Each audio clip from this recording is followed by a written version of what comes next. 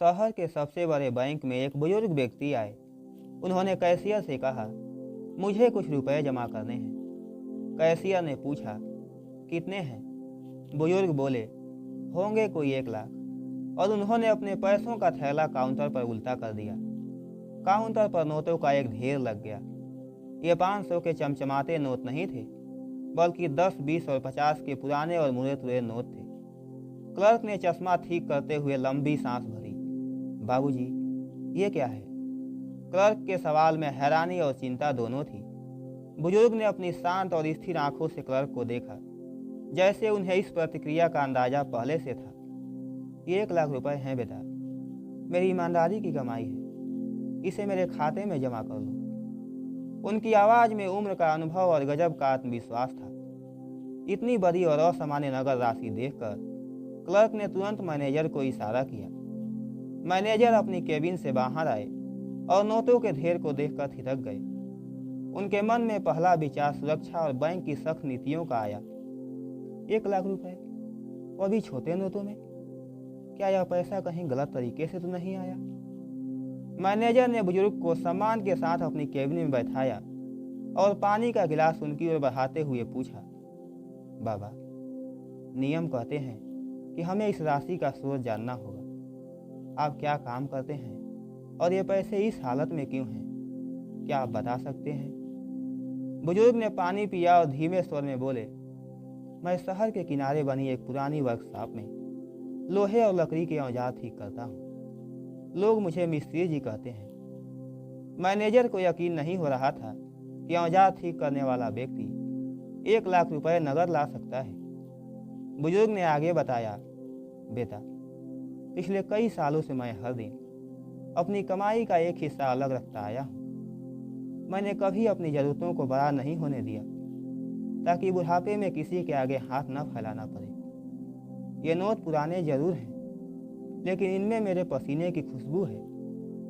Manager ने देखा कि बुजुर्ग के हाथ सख्त और काम की वजह से काले पड़ चुके थे, जो उनके कठिन परिश्रम की गवाही दे रहे थे। फिर भी बैंक के नियमों के अनुसार केवल कहानी काफ़ी नहीं थी। मैनेजर ने कहा, बाबा, हमें कागजात की ज़रूरत होगी, पैन कार्ड, आधार और पते का प्रमाण। मैनेजर को लगा कि यहाँ बुजुर्ग अटक जाएंगे, लेकिन बुजुर्ग ने अपनी जेब से एक साफ सुथरा लिफाफा निकाला। उन्होंने पूरी सरलता के साथ अपने दस्तावेज मेज पर रख दिए। उनका आधार कार्ड, पैन कार्ड और राशन कार्ड सब कुछ बिल्कुल सही और अपडेटेड था। मैं भले ही छोटा काम करता हूँ, पर देश के कायदे कानून जानता हूँ। यह रहे मेरे सारे प्रमाण। बुजुर्ग ने गर्व से कहा। मैनेजर हैरान थे। आमतौर पर असंगठित क्षेत्र के लोगों के पास कागजात की ऐसी स्पष्टता नहीं होती, लेकिन 1 लाख रुपए के उन हजारों छोटे नोटों को गिनना और उनकी प्रामाणिकता जांचना अब भी एक बड़ी चुनौती थी। मैनेजर ने क्लर्क को बुलाया और निर्देश दिया, इस जमा राशि को प्राथमिकता दी जाए। क्लर्क ने मशीन मंगवाई, लेकिन छोटे और मुड़े हुए नोटों के कारण मशीन बार बार रुक रही थी। बैंक में भीड़ बढ़ने लगी थी। पीछे खड़े ग्राहक शोर करने लगे, हमें देर हो रही है, इन बुजुर्ग की वजह से पूरा बैंक रुक गया है। माहौल में तनाव बढ़ रहा था। एक युवक चिल्लाया, इतना पैसा घर में क्यों रखा था? अब यहाँ आकर सबका वक्त बर्बाद कर रहे हैं। बुजुर्ग व्यक्ति ने सिर झुका लिया। उन्हें महसूस हुआ कि शायद उन्होंने बैंक आकर गलती कर दी है। मैनेजर ने स्थिति को बिगड़ते देखा तो खुद केबिन से बाहर आए। उन्होंने ऊंची आवाज में ग्राहकों को संबोधित किया, शांत हो जाइए, ये बुजुर्ग हमारे सबसे सम्मानित ग्राहक हैं। इन्होंने अपनी पूरी जिंदगी की मेहनत का एक एक पैसा जोड़कर यह राशि जमा की है। अगर हमें इनके लिए थोड़ा वक्त निकालना पड़े तो यह बैंक का कर्तव्य है। मैनेजर की बात सुनकर शोर थम गया। वह युवक भी चुप हो गया जिसने चिल्लाया था। मैनेजर ने 2 अतिरिक्त क्लर्कों को सिर्फ इस नोटों की गिनती के लिए तैनात कर दिए। यह एक मानवीय फैसला था जिसने नियमों और भावनाओं के बीच एक पुल बना दिया।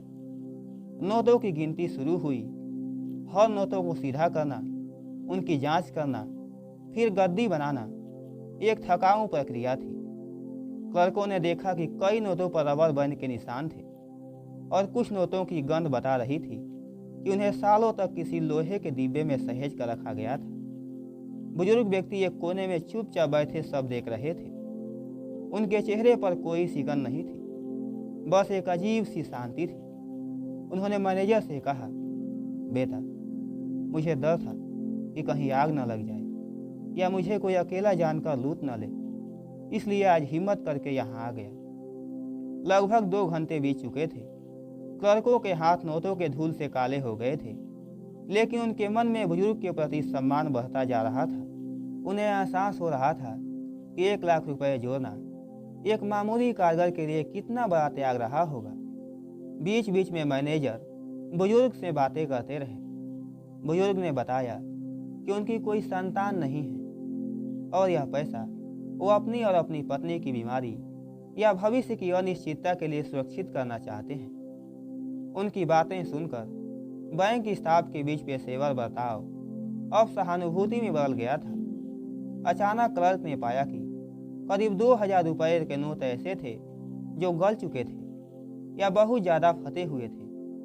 बाबा, ये नोट मशीन भी नहीं ले रही और ये बाजार में भी नहीं चलेंगे, इन्हें हम जमा नहीं कर पाएंगे, क्लर्क ने कहा। बुजुर्ग का चेहरा उतर गया।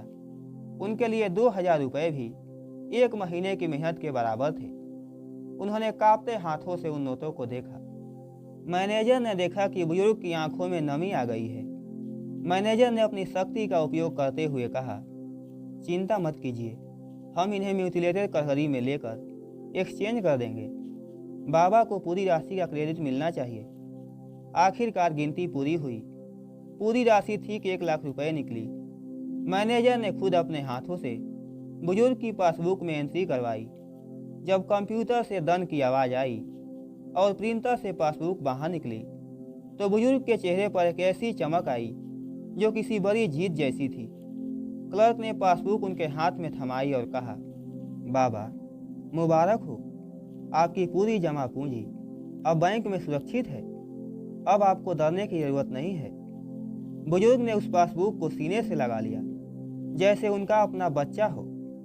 फिर बुजुर्ग ने अपनी जेब से एक पुराना रुमाल निकाला और अपनी आंखों के कोने पूछे। उन्होंने मैनेजर की ओर हाथ जोड़ा और कहा, बेटा, मैं तो घबरा रहा था कि बैंक में मेरी बात कौन सुनेगा। मैं तो बस एक मिस्त्री हूँ जो लोहे के औजारों के साथ अपनी ज़िंदगी बिताता है। आज आपने मुझे महसूस कराया कि मेरी ईमानदारी की भी कोई कीमत है। मैनेजर ने मुस्कुराते हुए जवाब दिया, बाबा, बैंक पैसों से नहीं, आप जैसे लोगों के भरोसे से चलता है। आपकी मेहनत हमारे लिए प्रेरणा है। फिर मैनेजर ने बुजुर्ग को डिजिटल बैंकिंग और एटीएम के बारे में भी संक्षेप में बताया। बुजुर्ग बड़े गौर से सब सुन रहे थे।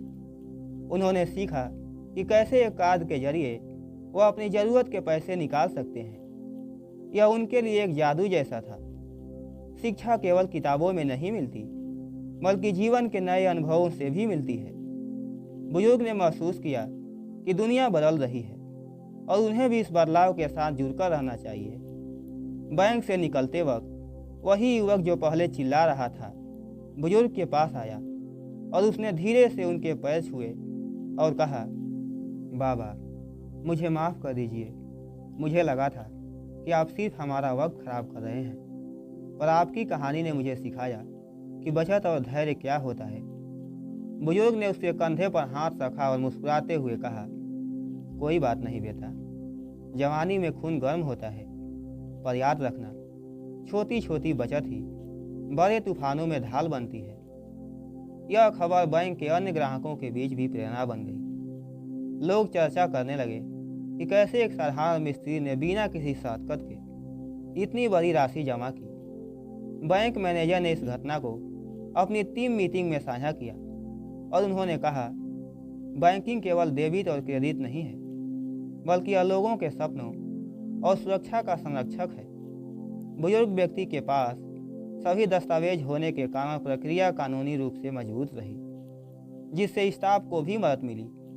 अगले कुछ दिनों तक बैंक में एक सकारात्मक ऊर्जा बनी रही।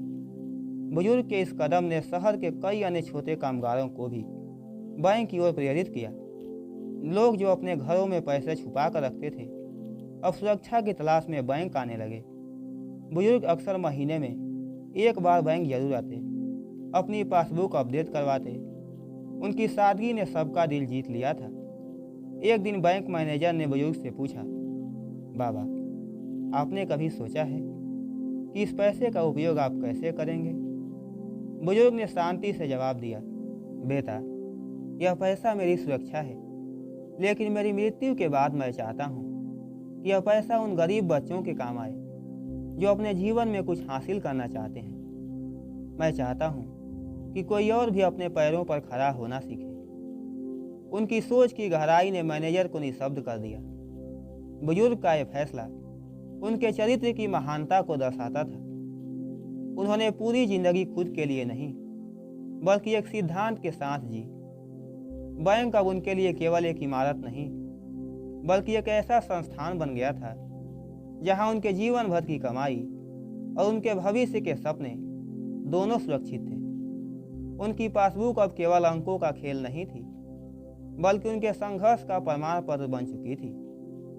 समय बीतता गया, बुजुर्ग की सेहत थोड़ी गिरने लगी, लेकिन उनका आत्मविश्वास कभी कम नहीं हुआ। बैंक का स्टाफ अब उन्हें देखते ही बाबा कहकर पुकारता और उनके बैठने के लिए तुरंत कुर्सी का इंतजाम करता। उन्होंने बैंक को सिखाया था कि ग्राहक की असली पहचान उसके कपड़ों या उसके पद से नहीं, बल्कि उसकी ईमानदारी और मेहनत से होती है।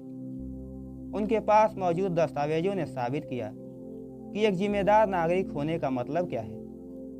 इस कहानी का सबसे बड़ा सबक यह था कि ईमानदारी का रास्ता कठिन हो सकता है, लेकिन वह कभी असफल नहीं होता।